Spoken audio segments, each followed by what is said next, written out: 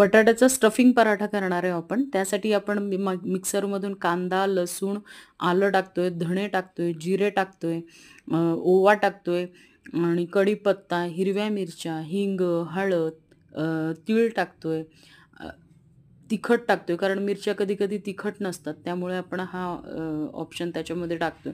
आलं पण टाकणार आहोत, मीठ टाकणार आहोत आणि सगळं मिक्सरमधून करून घेणार आहोत.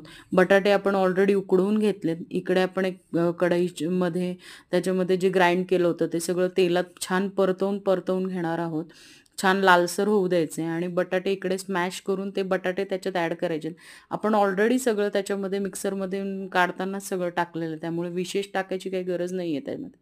फक्त एक कसुरी मेथी, मीठ आणि कोथिंबीर आणि साखर टाकायचं आहे आणि मग कणकेमध्ये हे जे स्टफिंग केलंय ते सगळं भरून मस्त पराठा बटर टाकून सर्व्ह करायचं आहे आणि तुम्हाला माझं चॅनल आवडत असेल तर लाईक करा, सबस्क्राईब करा आणि कमेंट द्यायला विसरू नका आणि नक्की करून बघा पराठा. मला कसा झालाय ते नक्की सांगा. ओके.